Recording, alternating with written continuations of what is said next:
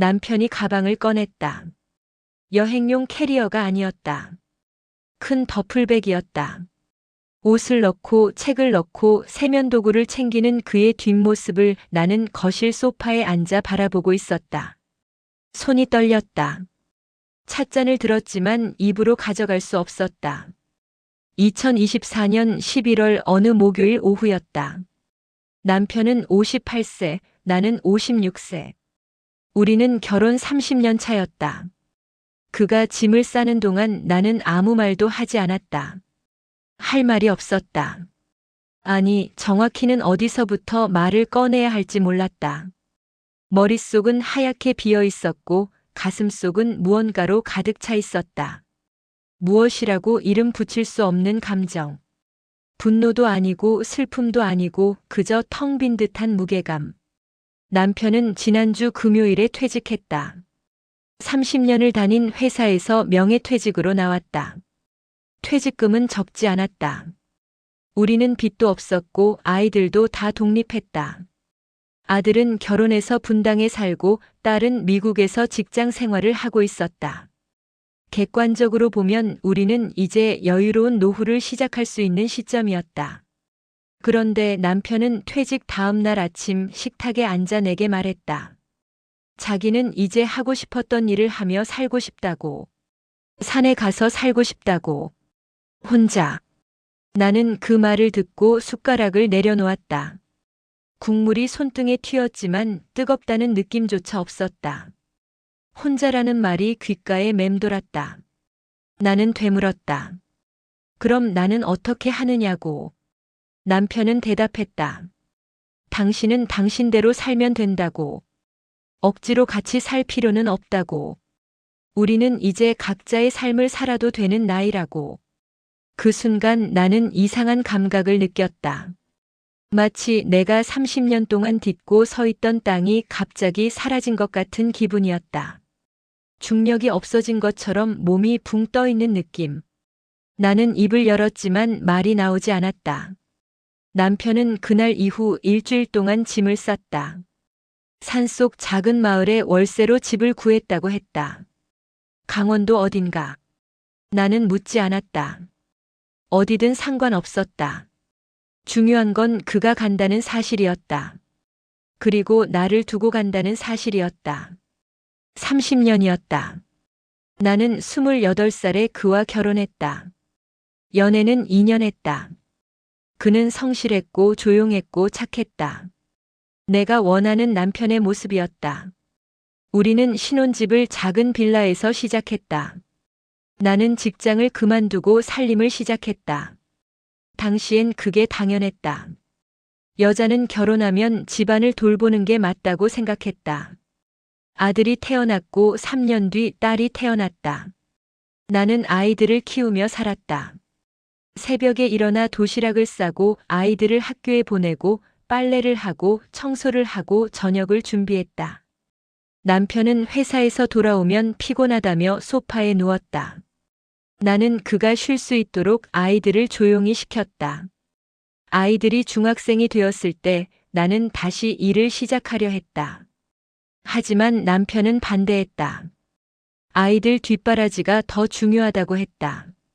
학원비가 많이 들어간다고 했다. 나는 고개를 끄덕였다. 그의 말이 맞다고 생각했다. 그래서 나는 집에서 할 수 있는 일을 찾았다. 번역 아르바이트, 재봉일, 온라인 쇼핑몰 상품 등록. 집에 앉아서 할 수 있는 일들. 돈은 적었다. 하지만 나는 그 돈으로 아이들에게 필요한 것들을 샀다. 참고서, 학용품, 옷. 남편 월급은 고정 지출로 나갔다. 학원비, 보험료, 생활비. 늘 빠듯했다. 나는 미용실을 1년에 2번만 갔다. 옷은 온라인 쇼핑몰에서 할인할 때만 샀다. 친구들과의 약속도 자주 거절했다. 남편은 회식이 많았다. 주말에도 골프를 갔다. 나는 이해했다. 직장 생활이 힘들다는 걸 알았다.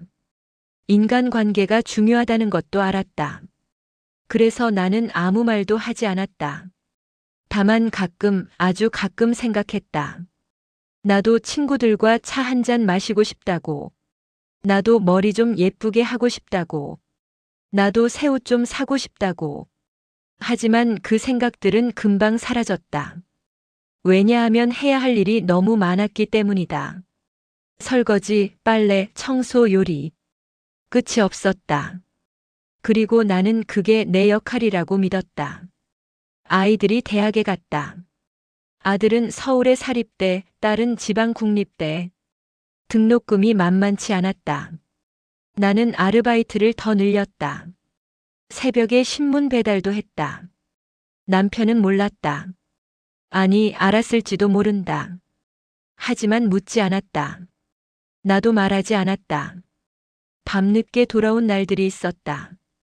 온몸이 쑤시고 아팠다. 침대에 누워서 천장을 바라보며 생각했다. 언제까지 이렇게 살아야 하나. 하지만 곧 잠이 들었다. 다음 날 아침이면 또 일어나야 했으니까. 아들이 취직했다. 딸도 대학을 졸업하고 미국으로 떠났다. 집은 갑자기 조용해졌다. 나는 그제야 숨을 쉴 수 있을 줄 알았다. 하지만 그렇지 않았다. 남편은 여전히 회사에 다녔고 나는 여전히 집안일을 했다. 달라진 건 아무것도 없었다. 가끔 남편에게 물었다. 주말에 어디 갈까? 남편은 고개를 저었다. 피곤하다고 했다. 집에서 쉬고 싶다고 했다. 나는 더 이상 묻지 않았다. 대신 혼자 동네 공원을 걸었다. 벤치에 앉아 사람들을 바라봤다.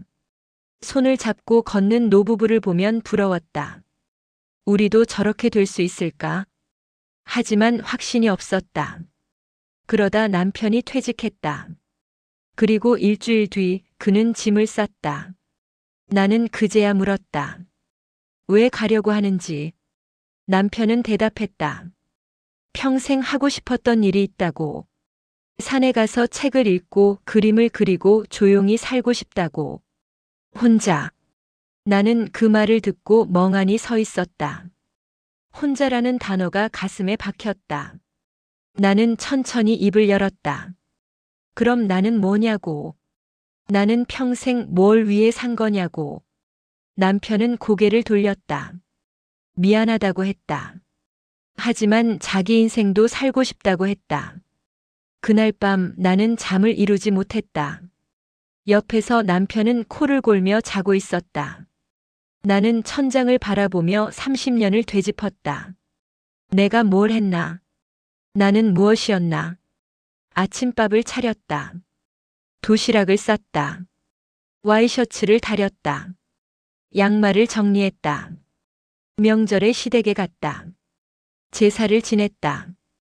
아이들 학부모 상담을 갔다. 학원비를 냈다. 감기에 걸린 아이들을 간호했다. 밤새 미역국을 끓였다.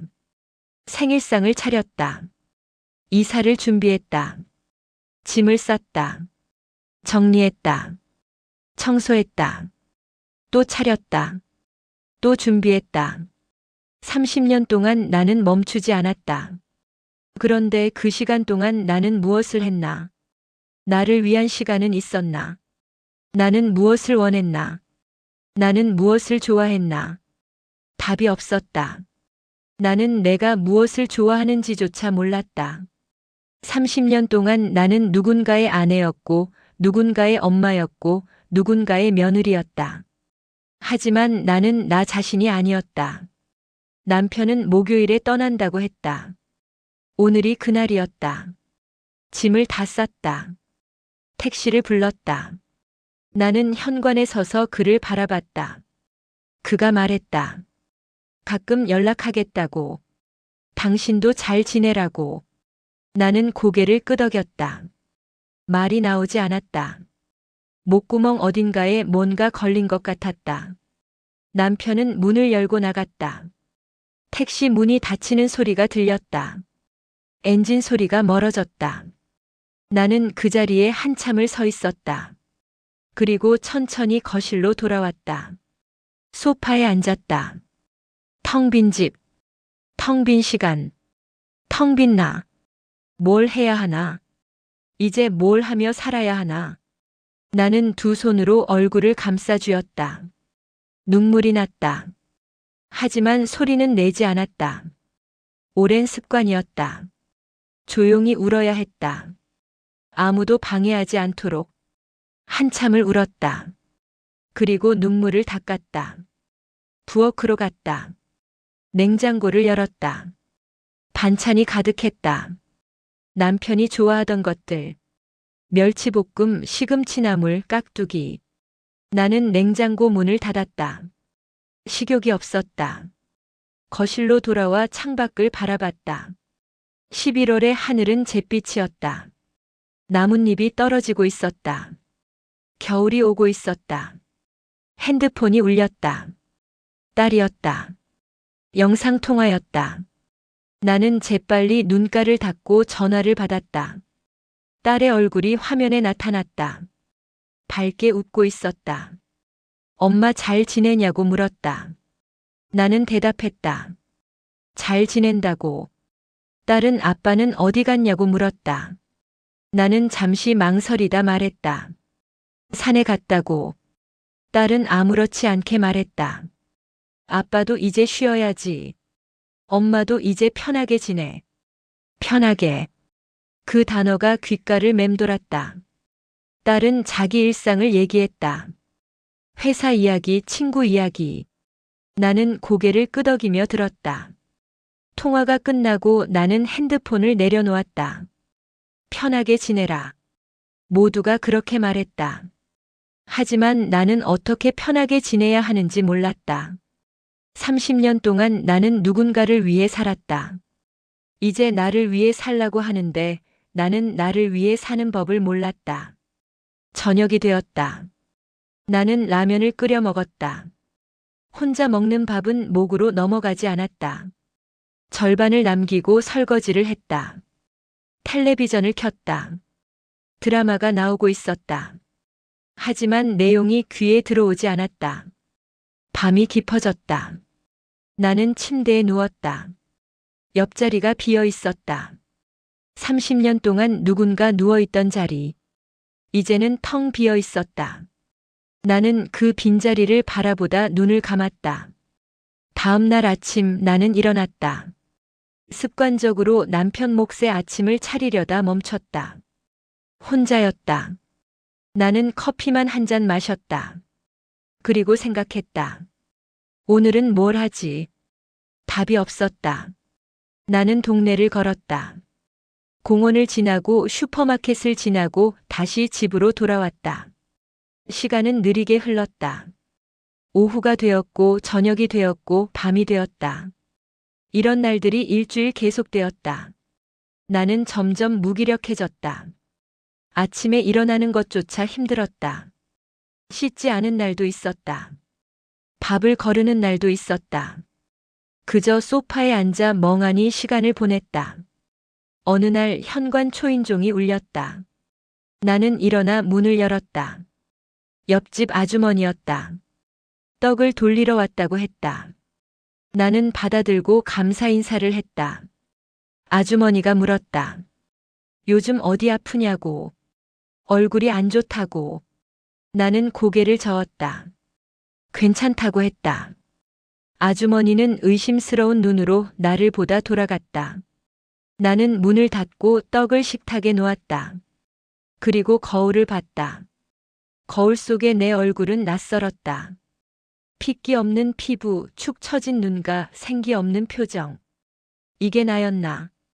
56살의 나. 30년을 누군가를 위해 샀나? 그 순간 문득 깨달았다. 나는 나를 잃어버렸다. 언제부터인지 모르게 나는 나 자신을 어딘가에 두고 왔다. 그리고 이제야 그걸 찾아야 한다는 걸 알았다. 하지만 어떻게? 어디서부터? 나는 오래된 앨범을 꺼냈다. 결혼 전 사진들.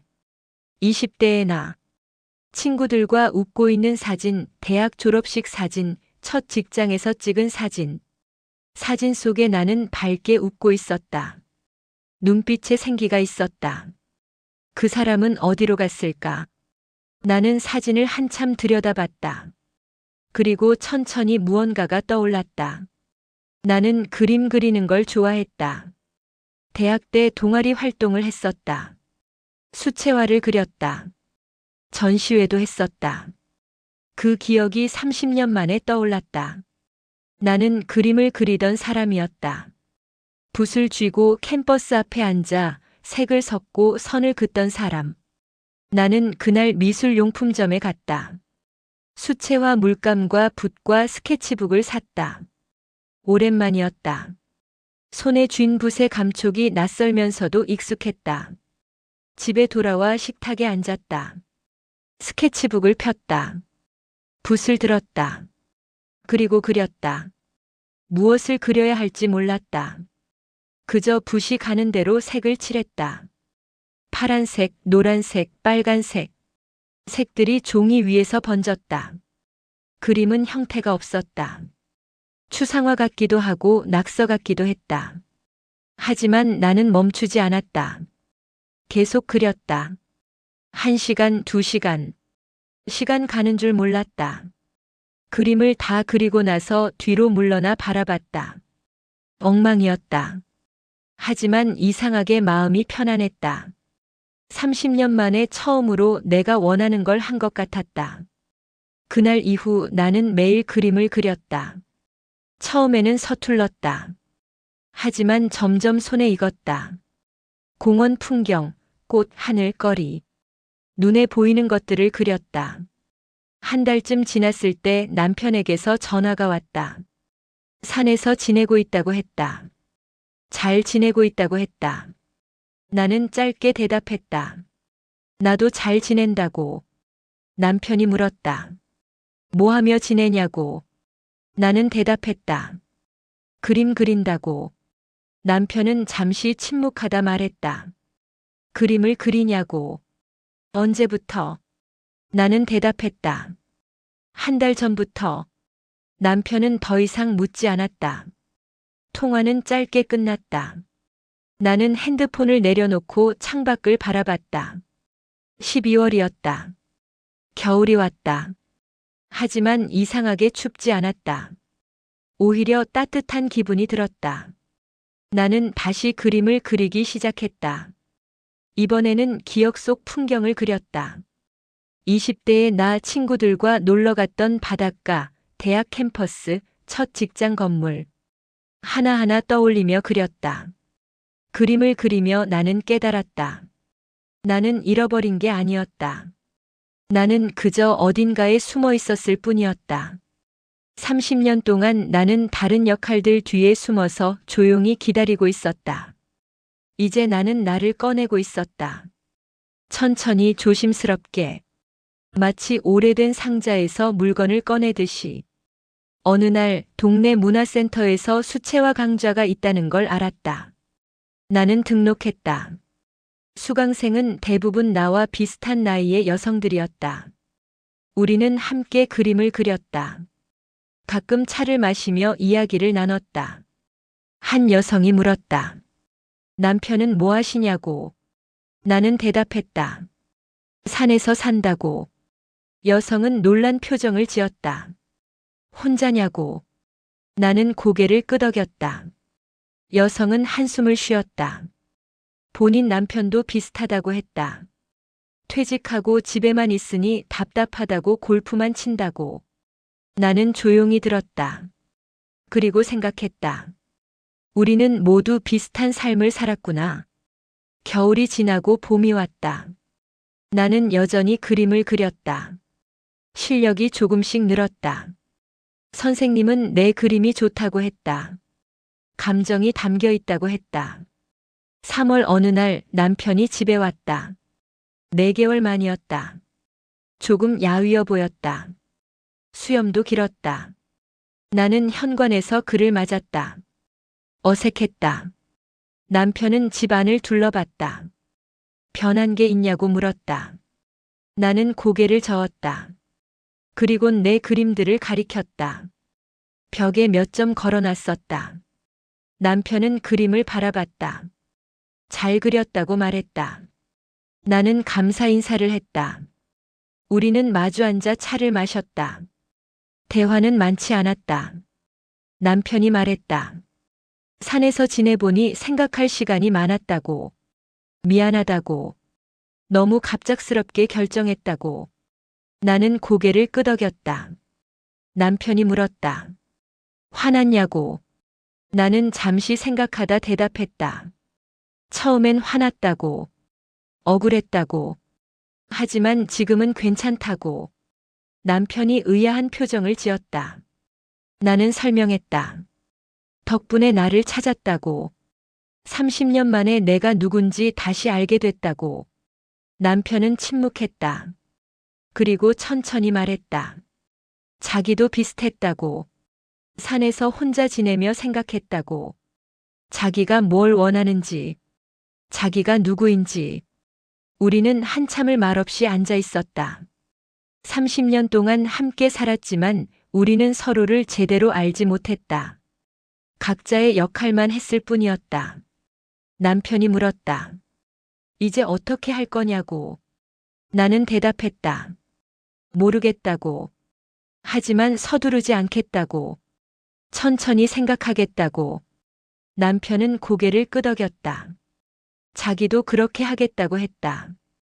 그리고 다시 산으로 돌아갔다. 나는 다시 혼자가 됐다. 하지만 이번에는 달랐다. 외롭지 않았다. 나는 내가 있었으니까. 여름이 왔다. 나는 그림 실력이 더 늘었다. 문화센터에서 작은 전시회를 열었다. 내 그림도 몇 점 걸렸다. 딸이 한국에 왔다. 전시회를 보러 왔다. 딸은 내 그림을 보며 울었다. 엄마가 이런 그림을 그리는 줄 몰랐다고. 왜 진작하지 않았냐고. 나는 웃으며 대답했다. 이제라도 하게 됐으니 다행이라고. 딸이 물었다. 아빠와는 어떻게 될 거냐고. 나는 솔직하게 말했다. 모르겠다고. 하지만 괜찮다고. 우리는 각자의 시간이 필요하다고. 딸은 내 손을 잡았다. 엄마가 행복하면 됐다고 말했다. 나는 고개를 끄덕였다. 고맙다고 했다. 가을이 왔다. 나는 이제 매일 그림을 그렸다. 새벽에 일어나 공원을 걷고 커피를 마시고 붓을 들었다. 이게 나의 하루였다.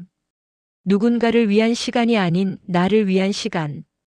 남편은 가끔 전화를 했다. 안부를 물었다. 나도 그의 안부를 물었다. 우리는 예전처럼 가까운 사이는 아니었다. 하지만 그렇다고 완전히 멀어진 것도 아니었다. 우리는 그저 각자의 삶을 살고 있었다. 어느 날 나는 문득 생각했다. 30년 동안 내가 산 삶이 무의미했을까? 아니었다. 그 시간도 내 인생의 일부였다. 아이들을 키우고 가정을 지키고 누군가를 돌보는 것도 의미 있는 일이었다. 다만 나는 그 과정에서 나를 잃어버렸을 뿐이었다. 그리고 이제 나는 나를 다시 찾았다. 늦었지만 괜찮았다. 아직 시간은 있었으니까. 지금 나는 57살이다. 남편이 떠난 지 1년이 지났다. 우리가 앞으로 어떻게 될지는 모른다. 다시 함께 살게 될지 아니면 각자의 길을 갈지. 하지만 그건 중요하지 않았다. 중요한 건 나는 이제 나를 안다는 것이었다. 나는 그림 그리는 걸 좋아하는 사람이다. 조용한 아침을 좋아하는 사람이다. 혼자 있는 시간이 필요한 사람이다. 나는 더 이상 누군가의 뒤에 숨지 않는다. 나는 나로 존재한다. 그것만으로 충분했다. 창밖에 낙엽이 떨어진다. 또 겨울이 오고 있다. 하지만 나는 두렵지 않다. 왜냐하면 나는 이제 혼자가 아니기 때문이다. 나에게는 내가 있다. 그리고 그것이 가장 중요한 것이었다.